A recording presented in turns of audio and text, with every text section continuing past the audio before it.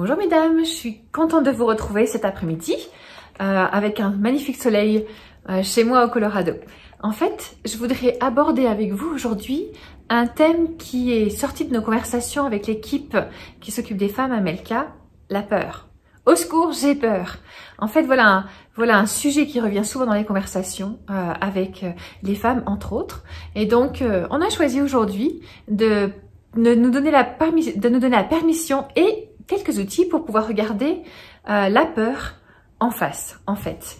C'est intéressant, je trouve, de réaliser que les 3/4 de la population, 75% de la population, en fait, nous faisons face à des peurs tous les jours, en fait. Il y a des gens qui se lèvent le matin en se disant oh, « Qu'est-ce qui va se passer aujourd'hui? Qu'est-ce qui va aller de travers aujourd'hui ?» Et c'est une grande majorité de la population. Donc, en fait, ça vaut le coup quand même de se poser et puis d'arrêter de les ignorer et de regarder en face les peurs qui nous assaillent. Je vais prendre un verset qui fait peur, justement. Je suis sûre que vous avez une petite idée du verset que je vais prendre, mais quand je pense à celui-ci, Job, allez, je vous le lis. Job 3,25, je vous le lis.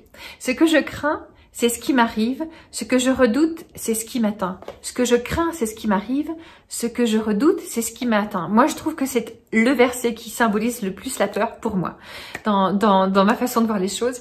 Et je le visualise comme un petit peu les conséquences de l'endroit où l'on regarde, de l'endroit où les yeux de mon cœur se portent.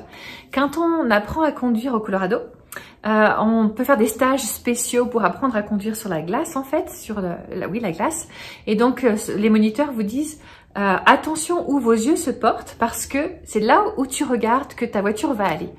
Et ce que je crains, c'est ce qui m'arrive, c'est un petit peu cette image-là pour moi. Il y a cette notion de c'est là où je regarde que les choses vont aller et que mon cœur va aller. Donc, je voudrais qu'on regarde 3 formes que la peur prend pour nous atteindre. Elle prend 3 dimensions. Je vous en donne quelques-unes, puis après on regarde comment on s'en sort, bien sûr, comme d'habitude.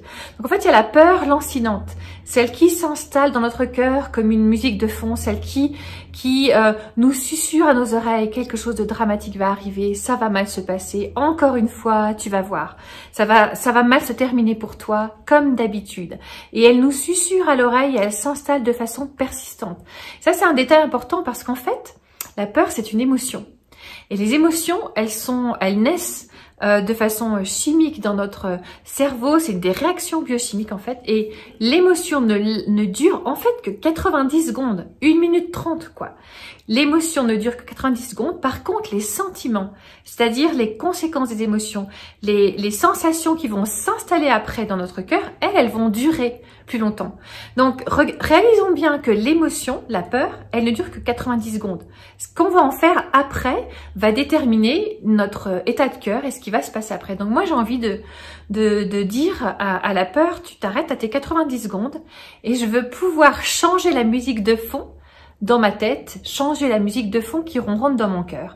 Il va falloir considérer ça parce que les sentiments qui vont s'installer après, on peut les gérer et on va pouvoir y travailler en fait.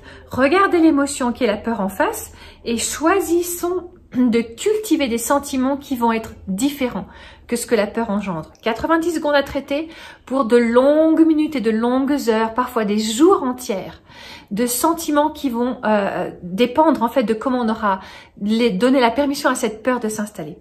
Une autre forme de peur, c'est la peur qui va être paralysante, la peur qui va être physique, qui va avoir des origines différentes, peut-être des origines traumatiques, etc. Et là, on va avoir des attaques de panique et ça c'est une peur différente que l'on traite différemment bien sûr. Il y a la première, elle est basée sur beaucoup de mensonges. La deuxième, elle réduit, c'est un produit de choc. Donc là, comme d'habitude, moi je vais vous encourager à trouver quelqu'un pour en parler, aller jusqu'aux racines, etc. Mais au niveau pratique, en quelques petites secondes de conseils, parce que dans mes 10 minutes, j'ai pas beaucoup de temps en fait, en quelques petites secondes, quelques conseils pratiques. Bien sûr, il faut aller chercher les racines, on est d'accord. Mais quand cette peur paralysante arrive, faites une pause. Gardez bien cette image de 90 secondes. Faites une pause et prenez 10 respirations profondes. Faites-le avec moi là.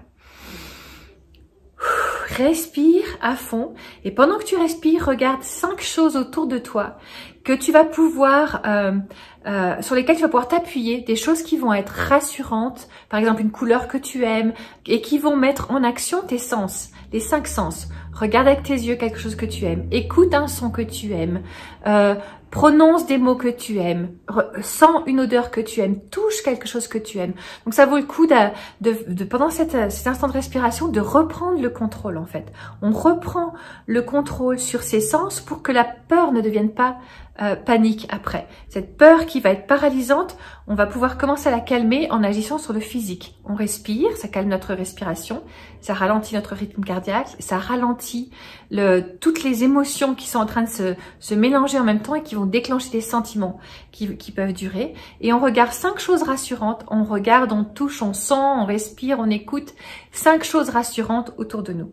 Et puis c'est important aussi quand on est sujet à ces scénarii de peur paralysante et d'anxiété, eh bien de réfléchir en fait à ok, qu'est-ce qui va se passer la prochaine fois que ça revient? Si ça revient, qu'est-ce que je peux faire pour mettre en place ça? Donc il faut être préparé pour faire face à ce besoin de faire une pause en fait. Donc préparez ça en avance. La dernière petite peur qu'on va regarder, c'est la peur foudroyante. C'est celle que Eric me fait quand il fait boue en sortant d'une pièce ou que je m'attends pas à quelque chose, à la présence de quelqu'un, etc. Et c'est saisissant en fait. Cette peur saisissante, elle est pas raisonnée, elle est plus forte que nous et ça peut-être que ça vous fait sourire, mais chez moi c'est assez violent en fait. Je pense que je pourrais faire une crise cardiaque, déclencher une crise cardiaque. Nos enfants ils le savent. Faut pas me faire boue ou essayer de me surprendre. Et je pense qu'une des façons d'aborder ça, c'est d'essayer de comprendre ce qui se passe en fait et d'avoir de la compassion pour soi-même, d'être patient avec soi-même et puis peut-être de regarder quelles sont les origines. Peut-être que pour moi c'est parce que j'ai pas le contrôle de ce qui se passe et quelque chose me surprend. Enfin voilà, quelles sont les origines de cette peur que moi j'appelle foudroyante. En tout cas voilà, différentes approches de la peur. Je veux mettre des mots dessus pour enlever le côté mystérieux et hyper puissant. Et puis je vais vous rappeler une vérité essentielle. La peur et la foi, faith and fear, elles fonctionnent comme 2 sœurs jumelles. La foi, Hébreux 11:1, vous connaissez le verset. Or la foi est une ferme assurance des choses qu'on espère, une démonstration de celles que l'on ne voit pas. La peur, c'est la même chose. C'est la peur de ce que l'on ne voit pas et la peur de ce que l'on craint. Les deux fonctionnent pareil. Donc, moi, je vais nous encourager à remplacer la peur par la foi. En nous appuyant sur ces versets, il y en a 365. Isaïe 43:1 par exemple, ne crains rien, car je te rachète. Je t'appelle par ton nom, tu es à moi, dit le Seigneur. Isaïe 41:10, ne crains rien, car je suis avec toi. Ne promène pas des regards inquiets, car je suis ton Dieu, je te fortifie, je viens à ton secours, je te soutiens de ma droite triomphante. Et si on changeait la peur en foi, en nous appuyant sur les promesses que Dieu donne pour notre vie, pour les vérités que Dieu dit sur ma vie, et pour la certitude que ma vie est entre les mains de Dieu. Je vais vous lancer mon petit défi de la semaine. Je voudrais vous encourager à identifier vos peurs.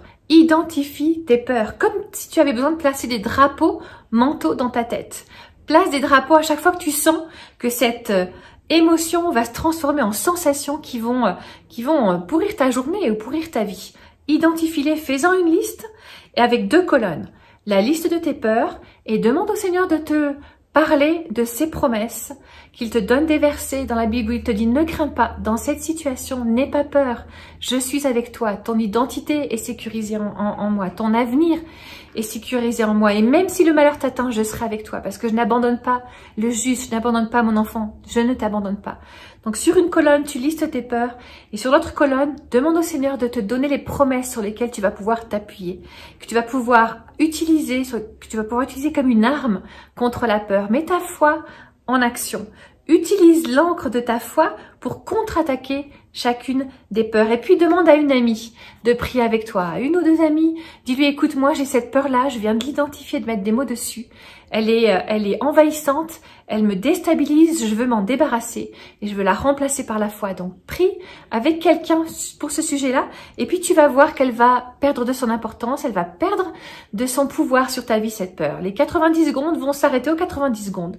Les sentiments qui naissent après, tu vas apprendre à les gérer avec la foi. Je voudrais t'encourager à changer de musique dans ta tête, que la musique de la peur soit remplacée par la musique de la foi. Tu n'as pas besoin d'avoir peur parce que Dieu te dit ne crains pas, je suis avec toi. N'accepte plus de subir, reprends en main ces émotions qui peut-être trop longtemps t'ont empêché de vivre pleinement et d'être joyeuse en tout temps.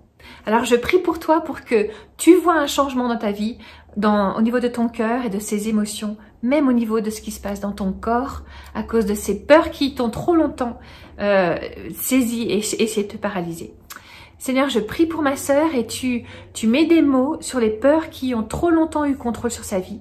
Seigneur, je te demande de l'aider à remplacer la peur par la foi. Merci Seigneur pour toutes ces fois où dans la Bible tu nous dis « Ne crains pas, je suis avec toi ». Seigneur, merci parce que tu es avec nous tous les jours de notre vie et merci pour cette promesse que nous avons. Que ta présence est certaine, que ton amour est certain et que notre vie, quoi qu'il nous arrive, est dans ta main. Merci Seigneur. Amen. Je vous embrasse. À bientôt.